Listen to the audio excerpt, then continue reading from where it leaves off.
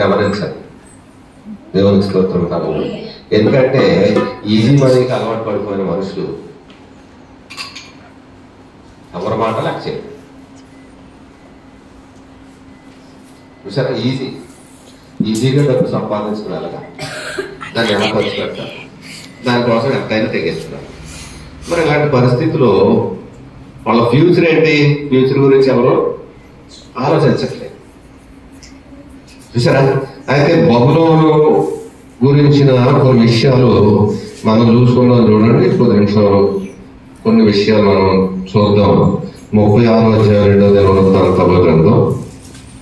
కొంతమంది చెరపట్టుకుని వెళ్ళిపోయారంట. ఆ చెరపట్టుకుని తీసుకొని పోబడ్డానికి ముఖ్య కారణం ఏంటో మనం చూద్దాం. బందీలుగా వెళ్ళిపోవడానికి ముఖ్య కారణం ఏంటో 11వ వచనం. సిద్కియా ఏలనారంభించినప్పుడు 22 ఏళ్ల వాడై, చూసారా, 21 ఏళ్ల వాడై యెరూషలేములో 11 సంవత్సరములు ఏలెను. అతడు తన దేవుడైన యెహోవా దృష్టికి చెడు నడత నడుచుచు ఆయన నియమించిన ప్రవక్త అయిన యిర్మీయా మాట వెనకయు తను తాను తగ్గించుకొనకయు ఉండెను.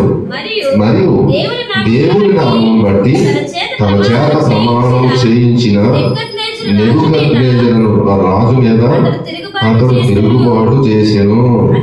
అతడు మొండితనము వహించి ఇశ్రాయేలీయుల దేవుడైన యెహోవా వైపు తిరగక తన మనస్సును కఠినపరుచుకున్నాడట. సిద్కియా రాజుగారి మనసే కఠినమైపోతే మరి ఆ రాజ్యంలో ప్రజల పరిస్థితి ఏంటి? యథా రాజా తదా ప్రజ అన్నట్టుగా రాజుగారు ఎలా ఉంటే ప్రజలు కూడా అలాగే ఉంటారు. మరి ప్రజలు కూడా కఠినమైపోయారండి. కఠినమైపోతే పరిస్థితి ఎలా ఉంచిందంటే చూద్దాం. అదియుగాక యాజకులలోను జనులలోను అధిపతులకు వారు అన్యజనులు పూజించు హేయమైన విగ్రహములను పెట్టుకొని బహుగా ద్రోహులై యెహోవా యెరూషలేములో పరిశుద్ధపరిచిన మందిరమును అపవిత్రపరిచారట. పరిశుద్ధపరిచిన మందిరాన్ని ఏం చేశారు? అపవిత్రం చేసేశారు.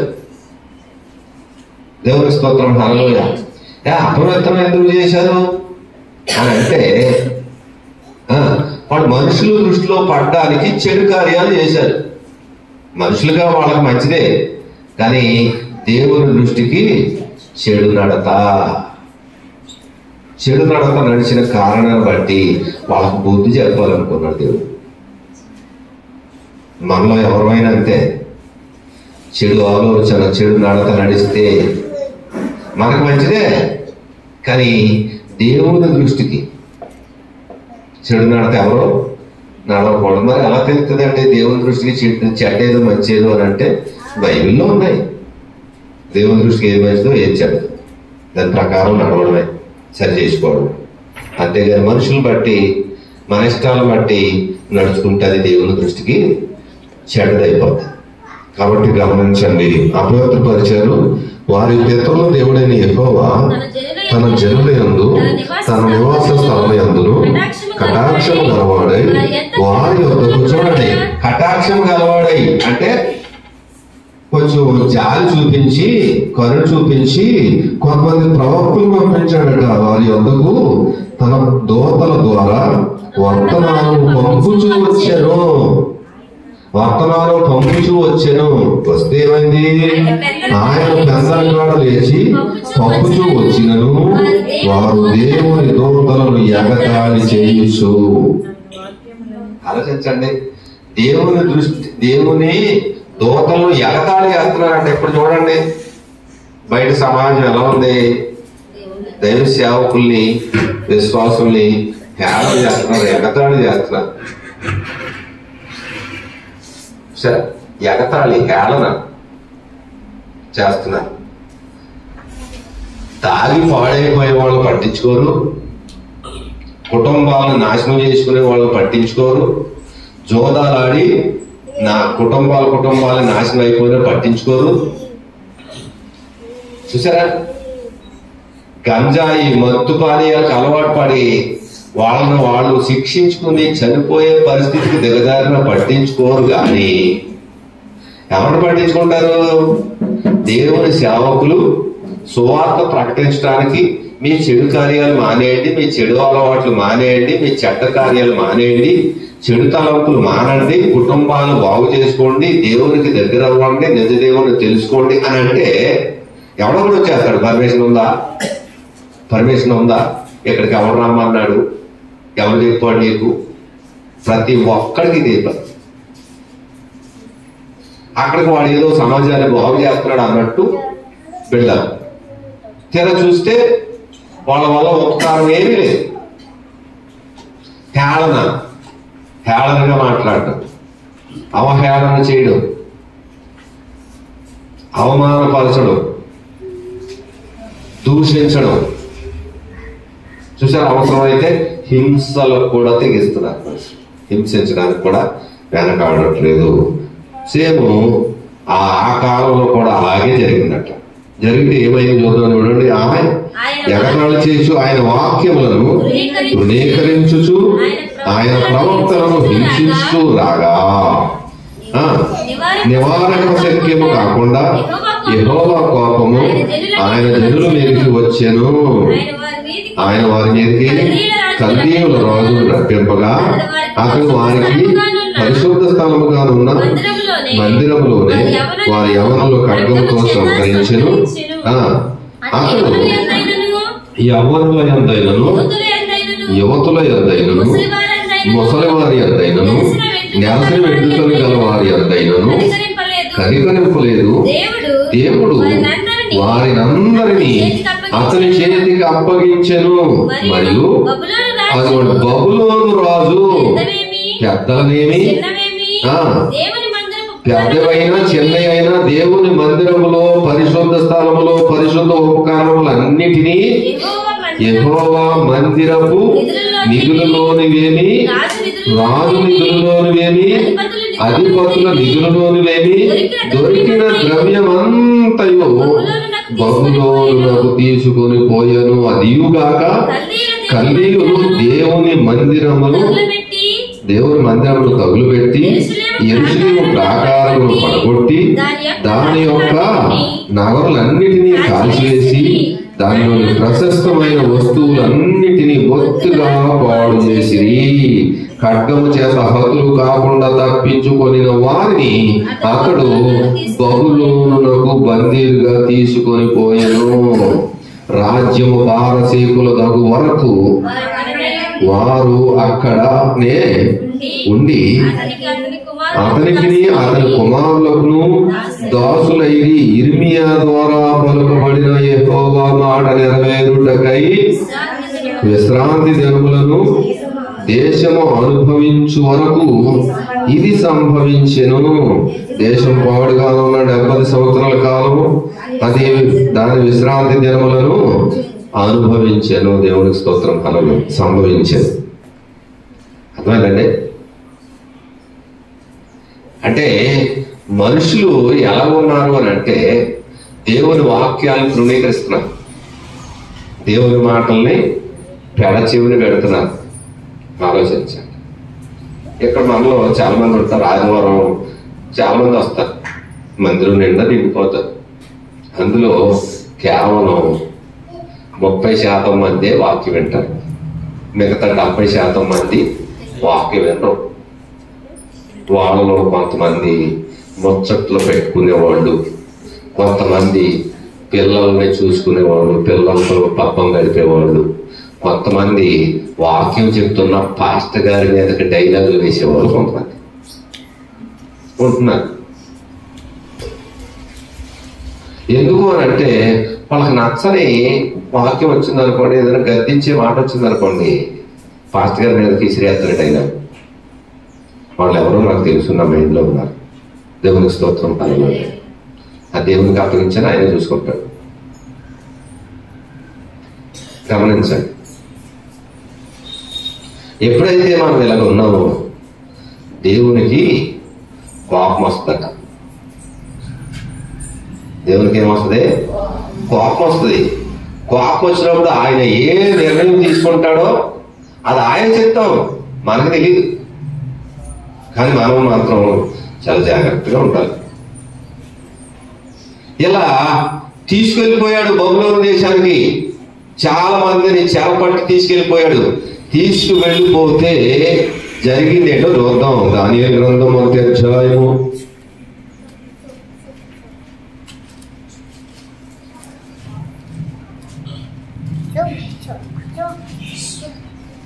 తీసారా? దానియేలు గ్రంథం 1వ అధ్యాయము 7వ వచనం చదువుకుందాం. నపుంసకుల అధిపతి దానియేలునకు. చూసారా, అక్కడ కొంతమంది తీసుకెళ్లిపోతే వాళ్ళలో ముఖ్యమైన వాళ్ళు 9 ఉన్నారంట. ఆ 9 లోపం లేని వాళ్ళు అని చెప్తూ ఉన్నాడు. ఎక్కడ చెప్పాడు అంటే చూద్దాం, చూడండి.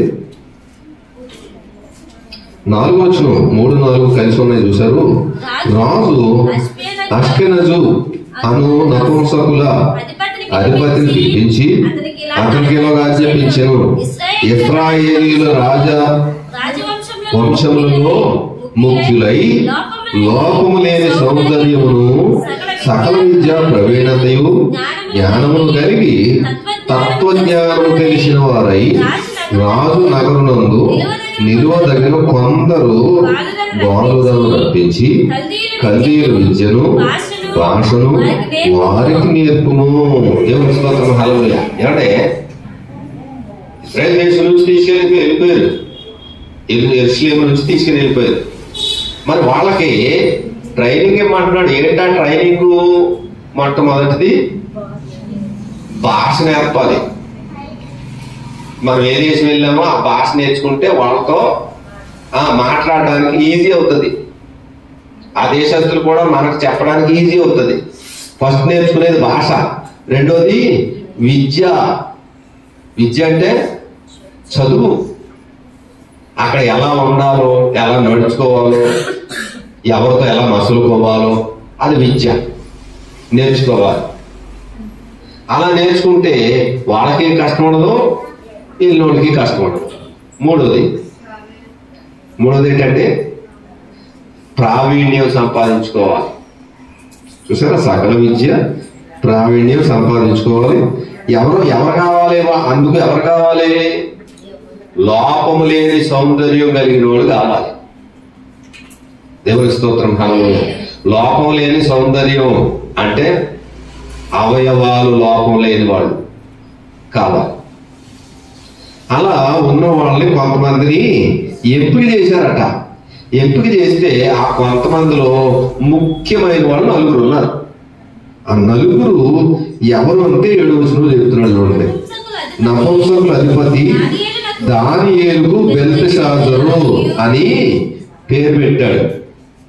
చూడండి, మరి అక్కడ ఉంటే మన పేర్లు వాళ్ళకి పిలవడానికి కష్టం అవుతుంది. జాగ్రత్తగా గమనించండి. ఏరియాని బట్టి పేర్లు ఉంటాయి, రాష్ట్రాన్ని బట్టి పేర్లు ఉంటాయి, దేశాన్ని బట్టి పేర్లు ఉంటాయి. పేర్లు మారవు. అంటే ఆ పేరును బట్టి ఇతను ఫలానా దేశస్తుడని అర్థమవుతుంది. దేవుని స్తోత్రం. హల్లెలూయా. అర్థమైందండి? అందుకని పేర్లు మార్చుకున్నారు వాళ్ళు. ఎందుకోసం పేర్లు మార్చారు అని అంటే, వీళ్ళు ఇజ్రాయెల్ దేశం నుంచి వచ్చారు కాబట్టి ఇజ్రాయెల్ దేశంలో వాళ్ళ దేవుడికి సంబంధించిన పేర్లు పెట్టుకుంటారు. వాళ్ళ పేర్లు మనకి అవసరం లేదు. మన దేవి దేవతలు, మన దేవుళ్ళు, మనం కొలుచుకుని మనం ఆరాధించుకునే దేవుళ్ళకి సంబంధించిన పేర్లు పెడతామని పేరు పెట్టారు. చాలా మంది అంటారు పేర్లు ఏముందండి అంటారు. పేర్లు ఏమీ లేకపోతే పేరు ఎందుకు మార్చారు వాళ్ళు? అర్థమైందా? గమనించండి. దేవుని స్తోత్రం. హల్లెలూయా.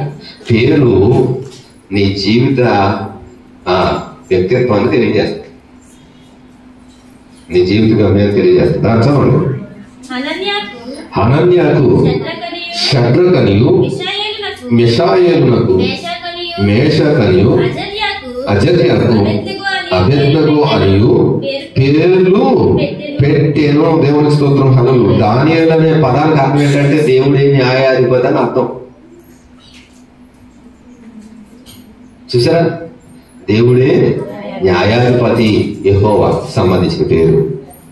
అలాగే చూడండి, అతనికి బెల్తెషాజర్ అని పేరు పెట్టారు. హనన్యాకు షడ్రక్ అని పేరు పెట్టారు. అనన్య అంటే క్రైస్తవుల పేర్లే. ఈ పేరు మార్చేసుకున్నారు. మనం కూడా చాలా సందర్భాల్లో ఏమంటాం, షడ్రకు మేషకు అబేద్రకు, మనకు బాగా వాడుకైన పదాలు అవి. కానీ అన్యుల దేవతల పేర్లేదు.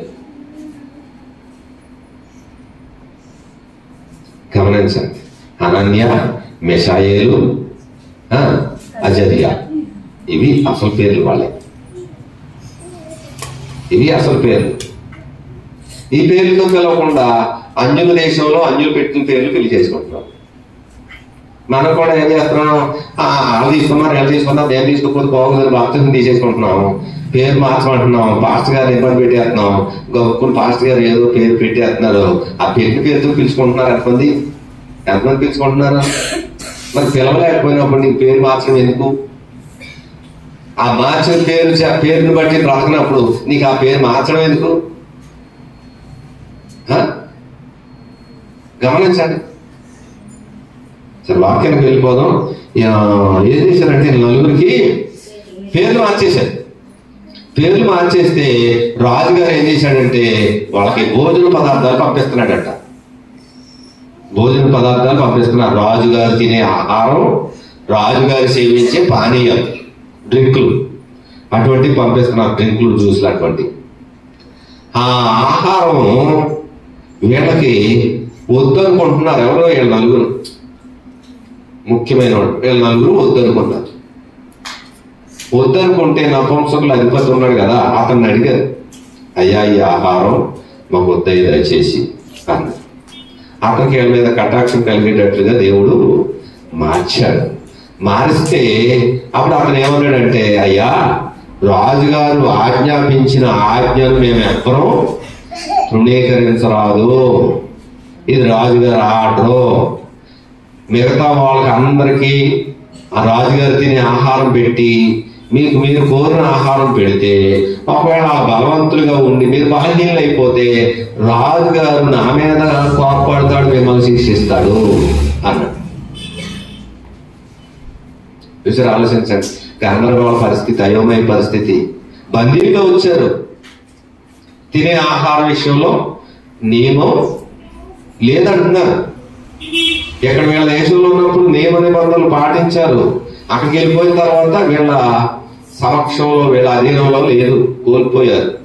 మరి ఇలాంటి అయోమయ పరిస్థితుల్లో ఎలాంటి నిర్ణయం తీసుకోవాలి? ఏ నిర్ణయం తీసుకున్నా రాజుగారి దగ్గర నుండి ఎలాంటి ఆజ్ఞ వస్తుందో చెప్పలేము, ఎలాంటి ఆర్డర్ వేస్తాడో చెప్పలేము. రాజుగారికి కోపం వస్తే చంపేయమంటాడేమో, అనవసరంగా ఆహారాన్ని బట్టి ప్రాణం మీద తెచ్చుకున్న పరిస్థితి అవుతుందేమో. ఎలా, ఏం చెయ్యాలి? మనకు కూడా అప్పుడప్పుడు కొన్ని సందర్భాల్లో ఇలాంటి గందరగోళ అయోమయ పరిస్థితి వస్తుంది. పాస్టర్ గారి మాట వినాలా, ప్రజల మాట వినాలి, ఎవరి మాట వినాలి? ఏమో పాస్టర్ గారి మాట వింటే కొంతమంది మాకు దూరం అయిపోతారేమో. చూసారా, పొద్దున ఆయన చనిపోయాడు, వెళ్తే ఆ సంఘం నుంచి బాక్స్ తెచ్చారు, ఫ్రైజర్, అందులో పెట్టాలి. పెట్టేటప్పుడు స్నానం చేయించి అందులో పెడితే బాగుంటుంది కదా. సాయంకాలం ఎప్పుడో అలా మనోడు రావాలి కదా, ఎప్పుడో చెన్నై నుంచి రావాలి, సాయంకాలం 5-6 అయిపోద్దేమో, అప్పుడు వరకు బాగోదు కదా అని అంటే, అక్కడ అమ్మలు చేరారు, కొంతమంది అమ్మలు అక్కలు చేరి స్నానం చేస్తే వెంటనే తీసుకెళ్ళిపోవాలి, స్నానం చేసి తొలుచుకోవాలి అంటున్నారు. అదేనేమో అన్యుల నియమం. అన్యుల నియమం ఇప్పుడు ఎవరు ఉండడం వచ్చింది? ఆ క్రైస్తవులు ఉండడం వచ్చింది. వాళ్ళ పెద్దలు మాకంటే సీనియర్ల విశ్వాసంలో ఎక్కడ కనపడి వందనాలంటే అంటారు. వాళ్ళు ఇప్పుడు ఏమంటున్నారు? స్నానం చేసి వెంటనే తీసుకెళ్ళిపో, ఇప్పుడు చేయించకూడదు అంటున్నారే. అప్పుడు ఒకటే అన్నా, మన దేవుని పిల్లలు ఎవరో ఏదో నియమం పెట్టుకుంటే ఆ నియమాన్ని మనం దాటాలి, మేరాలి. మన దేవుని కోసం చాలా నియమాలను అధిగమించవలసిన వాళ్ళం అయి ఉన్నాం అని చెప్పేటప్పుడు, సర్లే మీ ఇష్టం అంటున్నాడు. దేవుని స్తోత్రం. ఆలోచించాలి. మరి అలాంటి అయోమయ పరిస్థితిలో చేయించాలో వద్దా అనే సందిగ్ధం.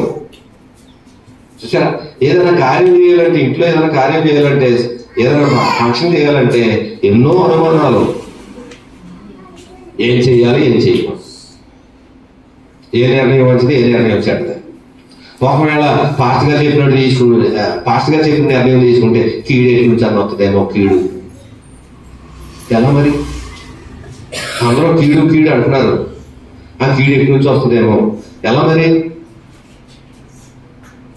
సరే, ఎన్ని అనుమానాలు. సేమ్ ఇక్కడ కూడా వీళ్ళకు కూడా అనుమానం.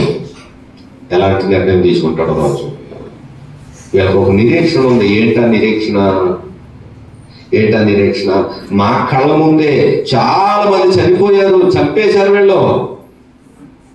దేవుని కృప మా మీద ఉంది కాబట్టి మా పరాయి దేశం వచ్చిన మమ్మల్ని సజీవులుగా ఉంచాడు దేవుడు. ఆ నిరీక్షణ ఉంది. ఆ నిరీక్షణతో అయ్యా మమ్మల్ని ఒక 10 రోజులు పరీక్షించండి, 10 రోజులు పరీక్షించండి. శాఖధాన్యాలు పెట్టి, శాకాహారం పెట్టి, రాజుగారి భోజనం, మాంసాహారం మొత్తం శాఖధాన్యాలు, మంచినీళ్ళు మాత్రమే, నీళ్ళు మాత్రమే ఇవ్వండి. ఆ 10 రోజులు అయిపోయిన తర్వాత మమ్మల్ని పరీక్షించండి.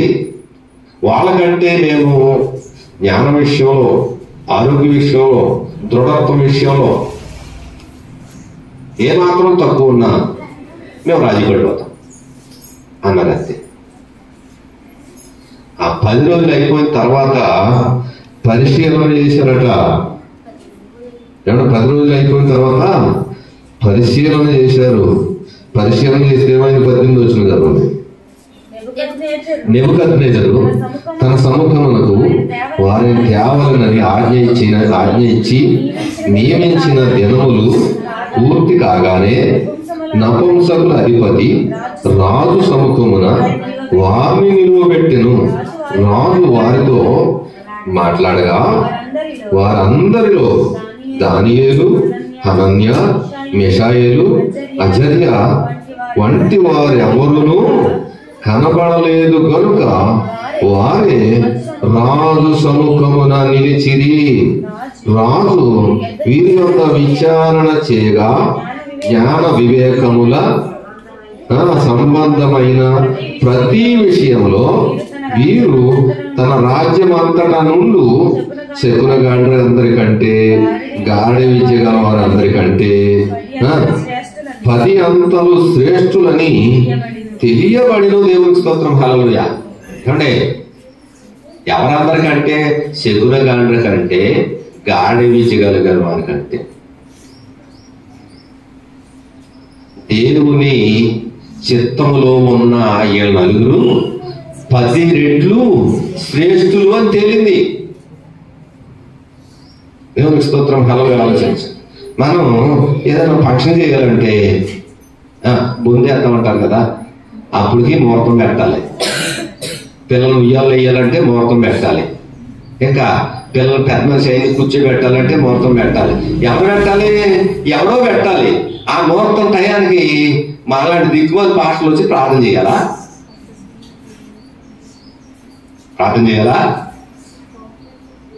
అంటే మాకు వెనకాల ఎవరు లేరనా?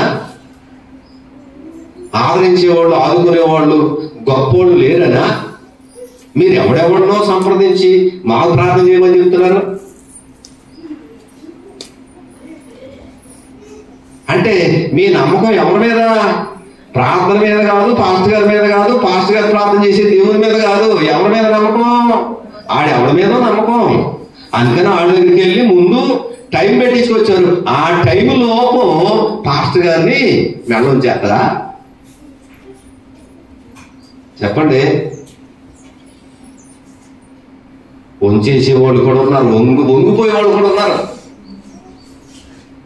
ఏమవుతులే కానీ అని మన ఒక ఆయన అనగా అంటున్నాడు, ఏమంటే మరి ఆయన చనిపోయాడు కదా, ఆ కొడుకుని స్నానం చేయించొచ్చా, చేయించకూడదని అంటే ఈ పాస్టర్ గారు ఏం చెప్పాలి? అయ్యా దేవుని నమ్మిన వాళ్ళకి, దేవుని విశ్వాసం ఉంచిన వాళ్ళకి, పైగా అతను బాప్తిసం తీసుకున్నాడు, రక్షణ పొందాడు.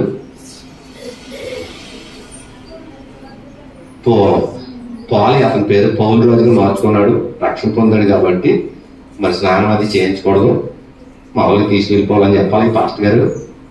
చెప్పట్లే, చేయించేయండి అంటున్నాడు. అప్పుడు నేను అడిగాను, తమ్ముడు చేయించకూడదేమో అని అన్నా. చేయించకూడదంటే మరి అలా కేకలేస్తారని అంటున్నాడేంటి? దేవుని సేవకుడేనా, మనుషుల సేవకుడే అతను? కేకలేస్తే పడలేడా? కేకలేస్తారు, వాళ్ళకి తెలీదు, నీకు తెలుసు. నీకు తెలిసి నువ్వేం చేస్తున్నావు? ఎక్కడ పడితే అక్కడ తలొంచేస్తావా?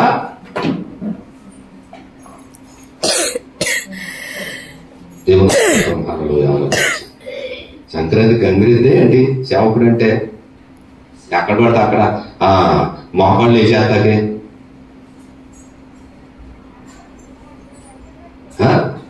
జీవము గల దేవుని సేవకుడై ఉండి ఎక్కడ పడితే అక్కడ వంచేయడానికి సిగ్గు లేదు.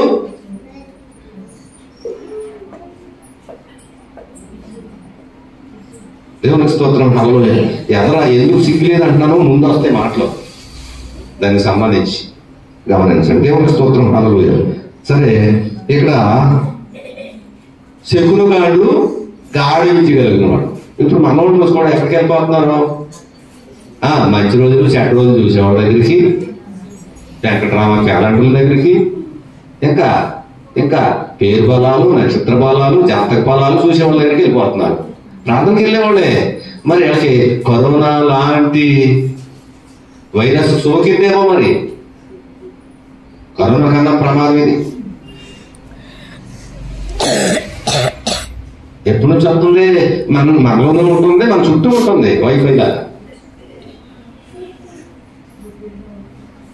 ఆలోచించండి, మనం దేవుని పిల్లలమా కాదా? దేవుని పిల్లలమై దేవుని చిత్తంలో ఉండవలసిన మనం మనుషుల ఆలోచనలోకి మారిపోవడం ఏంటి? గమనించండి. దేవుని స్తోత్రం. హల్లెలూయా. అయితే 10 రెట్లు శ్రేష్టమైన వాళ్ళుగా ఉన్నారట. అప్పుడు అమ్మయ్య అనుకున్నా. ఎందుకని? వీళ్ళకి ఏ భోజనాలు పెడుతున్నారో అయ్యే పెట్టండి అనేసాడు రాజుగారు. దేవుని స్తోత్రం. హల్లెలూయా. చూసారా? అంటే దేవుని వైపు నువ్వు ఉన్నప్పుడు నీ నిర్ణయం మారిపోకుండా ఉండాలి. మారిపోకుండా ఉండాలి. కొంతమంది చంచలత్వం ఉంటది, ఎటువంటి తట్టు మారిపోతారు, కానీ పాట మాత్రం పాడతారు. చంచల మనసాడించు బ్రతుకు ఆటను, వంచన చేసి నడుపును తప్పు బాటను పాడతారు. కానీ పాడి సుఖమే ఉంది, దాంట్లో మీనింగ్ తెలియదు. ఎటువంటి తట్టు ఎవరు పడతాడు పాలైపోతాడు. అది రాంగ్ అన్నమాట. చూసారా? అంటే గందరగోళమైన పరిస్థితుల్లో కూడా దేవుడు మా వైపున ఉన్నాడనే నిరీక్షణ కలిగి దేవుని పక్షంగా నిలబడిన వాళ్లకు సంతోషం వచ్చిందా లేదా? సంతోషం వచ్చిందా లేదా? దేవుని స్తోత్రం. కాదు, మనం నిలబడితే మనకు వస్తుందా రాదా? నిలబడగలమా? అదే మనం ఉండే చెప్పలేము. చూసారా? ఆలోచించి ఒక ప్రపంచంలో ఎక్కువ దేశాల్ని ఏలిన మొట్టమొదటి మహాచక్రవర్తి బబులోను చక్రవర్తి. అతనే ఆర్డర్ వేస్తే ఆ ఆజ్ఞను కూడా మార్చే స్థాయిలో వీళ్ళు ఉన్నారు అని అంటే వీళ్ళు దేవుణ్ణి ఎంత విశ్వసించారో గమనించండి. దేవుని స్తోత్రం. రెండో విషయానికి వస్తే అదే రాజుగారికి 2వ అధ్యాయంలో కళలు వచ్చినాయి అంట. ఏమొచ్చింది? కళ వచ్చింది. కళ మర్చిపోయాడు. ఎంతకే కళ గుర్తుంటే పర్వాలేదు. కళ గుర్తుంది అనుకోండి, ఆ గాడి విద్యగా చేసేవాళ్ళు, శకులు గాడు, జ్యోతిష్ ఫలాలు, నక్షత్ర ఫలాలు, పేరు ఫలాలు, రాశి ఫలాలు చూసిన వాళ్ళు చెప్పేస్తారు, ఏదో చెప్పేస్తారు. చూసారా? ఆలోచించండి. మనం ఎప్పటికైనా ఎవరి దగ్గర అయినా శకులు చూపించుకోవడానికి వెళ్తే ఏమడుగుతారు? వాళ్ళు పేరు, జన్మ నక్షత్రం కావాలంటారు. ఆ 2 ఉంటేనే ఆడు ఏదైనా చెప్పగలరు. ఆ 2 లేకపోతే ఆడేమీ చెప్పలేడు. చెప్పగలరా? చెప్పలేడు. దేవుని స్తోత్రం. హల్లెలూయా. ఆలోచించండి. ఆ 2 లేకపోతేనే కానీ వాళ్ళు ఏమీ చెప్పలేరు. కానీ మరి రాజుగారికి కళ వచ్చింది, తెల్లవాడికి అమర్చిపోయాడు. రాత్రి వచ్చిన కళ అడుగుతున్నాడు. అడుగుతుంటే వాళ్ళు ఏమంటున్నారంటే చూడండి, 5వ వచనం, 2వ అధ్యాయం 5వ వచనం. నేను దాన్ని మర్చిపోతుంది కానీ కలను దాని భావమును మీరు తెలియచేయని ఎడల మీరు తుత్తురియలుగా చేయకూడదు అని పెట్టగొప్పగా చేయుదును. కలను దాని భావమును తెలియజేసిన ఎడల దానములను బహుమానములను మహాఘనతయు నా సముఖములో నొందుదురు గనుక కలను దాని భావమును తెలియజేయమనగా వారు చూడండి చెప్తున్నారు, ఆ సమాధానం ఇస్తున్నారు. రాజు ఆ కలను తమని దాసులమైన మాకు చెప్పిన ఎడల మేము దాని భావమును తెలియజేసేదమని మళ్ళీ ప్రత్యుత్తరం ఇచ్చారట. ఎన్నిసార్లు అడిగినా అలాగే చెప్తున్నారు. అందుకు రాజు ఉత్తరం ఇచ్చి చెప్పినది ఏమనగా, నేను మరచి ఉండుట మీరు చూచి సమయాన్ని వృధాగా గడిపేద్దాం, ఎలాగో బతికేద్దాం అనుకుంటున్నారేమో. మీరు కనిపెట్టుచున్నట్లు నేను బహుగా గ్రహించుచున్నాను. కాలము ఉపాయముగా గడపవల్లని అబద్ధములను మోసము మాటలను నా ఎదుట పలుక ఉద్దేశించి ఉన్నారు. దేవునికి స్తోత్రం. హల్లెలూయా. ఆ రాజు ఎంత తెలియగలడు చూడండి. మనలో చాలా మందికి తెలియలేదు. 3500 సంవత్సరాల క్రితమే నెబుకద్నెజర్ అనే రాజు అంత తెలివిగా ఉన్నాడు. ఇవాళ స్టిల్ ఇప్పటికీ కూడా పాస్టర్ గారితో సహా చాలా మందికి తెలియలేదు. ఉందా చెప్పండి? ఉంటే శకునుగాళ్ళ దగ్గరికి, జ్యోతిష్కుల దగ్గరికి, మంత్రగాళ్ళ దగ్గరికి, తంత్రగాళ్ళ దగ్గరికి అలాగే పనికిమన్నాడు. కానీ వెళ్తున్నారు. ఆదివారం ఆరాధనకు వస్తారు, ఉపవాస కోటల్లో ఉంటారు, ప్రార్థన చేస్తారు. అలాంటి మంచి స్థలాలకు కూడా వెళ్తారు. వాళ్ళు ఎలాగో వెళ్ళారులే ప్రార్థన చేయండి అని అంటే పాస్టర్ గారు కూడా ప్రార్థన చేసేస్తారు. మీరు వెళ్ళిన ప్లేస్ మంచిది కాదని చెప్పరు, కనీసం చేసేది వెళ్ళిపోతారు. కానీ దేవునికి ఎంత కోపం వస్తుందో మీ పాస్టర్ గారికి కూడా తెలియదు అనుకుంటా. గమనించండి. చూసారా? అయితే ఆ రాజు అంటున్నాడు, మీరు ఏదో రకంగా పాపం గడిపేద్దాం అనుకుంటున్నారేమో, ఏదో రకంగా రోజు గడిపేద్దాం అనుకుంటున్నారేమో. రాజుగారు కళాలు ఎప్పుడో మనం దానికి అర్థం చెప్పక్కర్లేదా అనుకుంటున్నారేమో, ఉపాయంగా తప్పించుకుందాం అనుకుంటున్నారేమో. అది కుదరదు అంటున్నాడు. తర్వాత మీరు కళను చెప్పలేకపోయిన ఎడల నేను చెప్పిన మాట ఖండితము కనుక కళను నాకు చెప్పండి, అప్పుడు దాని భావమును తెలియజేయటకు మీకు సామర్థ్యం కలదని నేను తెలుసుకుందని. అది చిక్కు ప్రశ్న వేసాడు, చిక్కుల్లో పెట్టాడు వాళ్ళని. మీరు జవాబు ఏమి చెప్పక్కర్లే, కళకు అర్థం చెప్పక్కర్లే, నాకు వచ్చిన కళ ఏంటి చెప్పండి చాలు అన్నాడు. ఎవరికి సాధ్యం చెప్పడానికి? ఏమంటే నేను రాత్రి ఎప్పుడో కళ అంటే మిమ్మల్ని చెప్పమని చెప్తారా? చెప్పలేరు. సేమ్ అది అంతే. అప్పుడు ఏం జరిగినట్టు 11వ వచనం చదువుతాను చూడండి. రాజు విచారించిన సంగతి బహు అసాధారణమైనది. దేవతలు కాక మరి ఎవరు ఈ సంగతి తెలియజెప్పజాలరు. దేవతల నివాసము శరీరుల మధ్యలో ఉండవు కదా. చూసారమ్మా, వాళ్ళు తెలివిగా ఇంకా తెలివిగా తప్పించుకుంటున్నారు. అయ్యా మనుషులు ఎవరో చెప్పలేరు, కేవలం దేవతలు దేవుళ్ళు తప్ప మనుషులు ఎవరో చెప్పలేరు. కానీ దేవతలు ఎక్కడ ఉన్నాయి? మనుషుల మధ్య ఉండవు. వాళ్ళ నివాసం వేరే. అక్కడికి వెళ్ళాలంటే మన వల్ల కాదు. అందుకనే ఈ విషయం మర్చిపోండి, ఈ విషయం వదిలేండి అంటున్నారు వాళ్ళు. ఎంత బాగా తప్పించుకున్నామని ప్లాన్ చేస్తున్నారు చూడండి. అయితే జరిగింది ఏంటంటే, అందుకు రాజు కోపం తెచ్చుకుని అత్యాగ్రహం కలవాడి బబులోనులోని జ్ఞానులందరినీ సంహరించవాలని ఆజ్ఞ చేశాడు. బబులోనులో ఉన్న జ్ఞానులు, శకునుగాళ్ళు, మంత్రగాళ్ళు, జ్యోతిష్కులు పేరు బలాలు రాశి బలాలు చూసేవాళ్ళు మొత్తం అందరినీ ఒకే రోజు తీసేయండి అంటున్నాడు. అంతే ఆటేసాడు. ఏం చేయాలి ఇప్పుడు? ఏం చేయాలి? వాళ్ళని తీసేస్తే వాళ్ళ పిల్లల పరిస్థితి ఏంటి, భార్యల పరిస్థితి ఏంటి, వాళ్ళ కుటుంబాల పరిస్థితి ఏంటి? ఎలాగో మాయమాటలు చెప్పి బతుకుతున్నారు కష్టపడకుండా. వాళ్ళ పరిస్థితి ఏంటి చెప్పండి. దేవునికి స్తోత్రం. అయితే ఏం జరిగింది? ఇట్టి శాసనం బయలుదేరుట వలన జ్ఞానులు చంపబడవలసి ఉండగా వారు దానియేలును అతని స్నేహితులను చంపజూచిరి. అది దానియేలుని అతని స్నేహితుల్ని చంపాలని చూశారు. ఎందుకోసం చెప్పండి?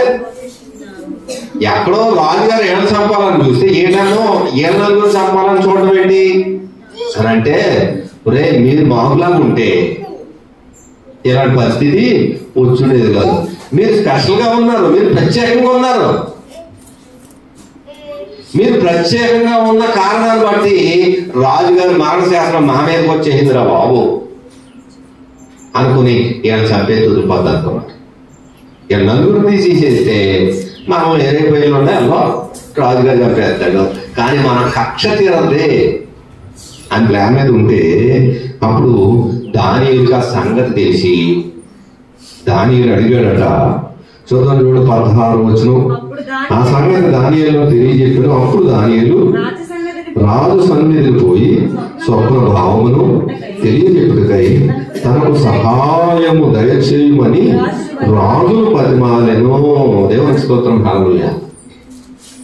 అందరూ చనిపోవడం మంచి విషయం కాదు అని దానియేలు తెలుసుకుని అందరినీ బ్రతికించాలి. అది నాకు కాదు, నేను విశ్వసించిన దేవునికి మాత్రమే సాధ్యం అనుకున్నాడు. రాజుగారి దగ్గరికి వెళ్ళాడు, పర్మిషన్ అడిగాడు. ఆయన కొంత సమయం ఇచ్చాడు. ఇస్తే అప్పుడు ఏం జరిగింది? అప్పుడు దానియేలు తన ఇంటికి పోయి తన స్నేహితులైన హనన్యాకు, మిషాయేలుకు, అజర్యాకు ఆ సంగతి తెలియజేసి తాను తన స్నేహితులను బబులోను తక్కిన జ్ఞానులతో కూడా నశింపకూడనట్లు ఆ కళ యొక్క మర్మ విషయంలో పరలోకమందున్న దేవుని వలన కటాక్షము పొందు నిమిత్తమై ఆయనను వేడుకొనుడని వారిని హెచ్చరించాడు, వాడేశాడు. శత్రువులకి, జ్యోతిష్కులకి మీరు దేవుణ్ణి ప్రార్థించండి, మేము దేవుని ప్రార్థిస్తాం, దేవుడు తప్ప ఎవరో చెప్పలేనిది అని ఆపేశాడు. అప్పుడు నలుగురు కలిసి ప్రార్థన చేశారండి. దేవునికి స్తోత్రం. ఏం చేశారు? ప్రార్థన చేశారు. ఎంత ప్రార్థన చేశారో మనకు తెలియదు, కానీ చాలా ప్రార్థన చేశారు. ప్రార్థన చేస్తే దేవుడు ఆ మర్మంలో బయలుపరిచాడు. ఆ మర్మాలు దేవుడు బయలుపరిచాడు. ఆ మర్మం ఏంటి అని అంటే, ఒక పెద్ద చెట్టు ఉంది. చూసారా?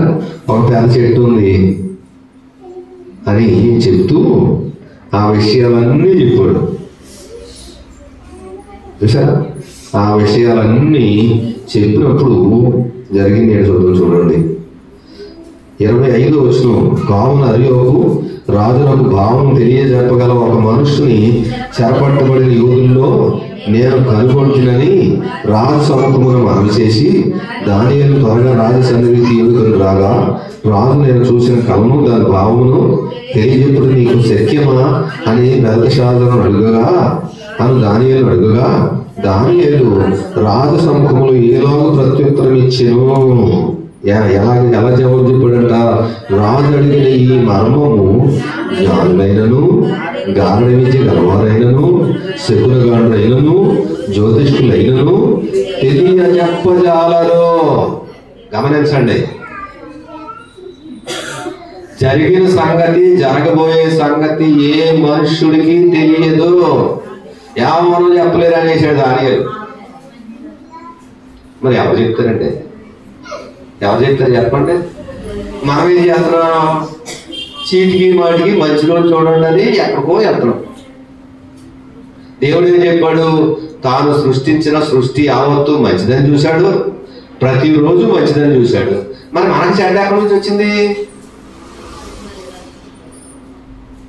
మనకి చెడ్డ ఎక్కడి నుంచి వచ్చింది? ఆలోచించండి. దేవునికి స్తోత్రం కాదు. చూసారా? గమనించాలి. అయితే జరిగిందని చూద్దాం. అయితే మర్మములను బయలుపరచగల దేవుడు ఒక ఆయన పరలోకంలో ఉన్నాడు. అంచె దినములు కలుగబోవు దానిని ఆయన రాజు నెబుకద్నెజరుకు తెలియజేసెను. చూసారా? తమ పడక మీద ఉండగా తమ మనసులో కలిగిన స్వప్న దర్శనములు ఏమనగా, రాజా ప్రస్తుత కాలం గడిచిన పిమ్మట ఏం జరుగునో అనుకుని తాము పడక మీద పరుండి మనోచింత గలవారై ఉండగా మర్మములను బయలుపరచువాడు కలుగుపోవు దానిని తమరికి తెలియజేసెను. ఇతర మనుషులందరికంటే నాకు విశేష జ్ఞానం ఉండటం వల్ల ఈ మర్మము నాకు బయలుపరచబడలేదు. రాజులకు దాని భావమును తెలియజేయు నిమిత్తమును తమని మనసు యొక్క ఆలోచనలు తాము తెలుసుకున్న నిమిత్తమును అది బయలుపరచబడిన. దేవునికి స్తోత్రం. హల్లెలూయా. చూడండి, దానియేలు తనను హెచ్చించుకోవట్లే. దానియేలు తనను జీరోగా ప్రకటించుకుంటున్నాడు. దేవుని మనసు ఎరిగిన ప్రతి సేవకుడు చేయవలసిన పని. నేనేదో గొప్పగా వాక్యం చెప్తున్నాను, అందరూ 100 మంది నా వాటిని ఎత్తున్నాను, నేను గొప్పవాడిని అనుకోవటానికి అవకాశం లేదు. ఏ సేవకుడైనా దేవుని దృష్టిలో సున్నా. ఆ సున్నా దానికి ఏకైక దేవుడు, ఒకే ఒక్క దేవుడు, నెంబర్ 1 వస్తే ఈ జీరోగా ఉన్న సేవకుడు విలువ, మనిషి విలువ 10 రెట్లు పెరిగింది. సున్నా పక్కన ఉంటేస్తే ఎంత? 10. దేవుని స్తోత్రం. కలగండి. ఆలోచించండి. ఏ సేవకుని పక్షానైనా దేవుడు లేకపోతే అతని విలువ ఎప్పుడు సున్నాయే.